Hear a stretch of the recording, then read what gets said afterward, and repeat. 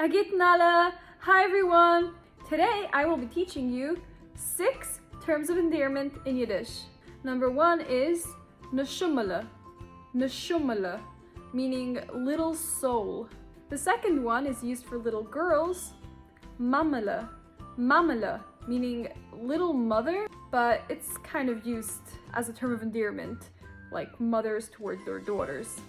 Zieskait, zieskait, meaning sweetie.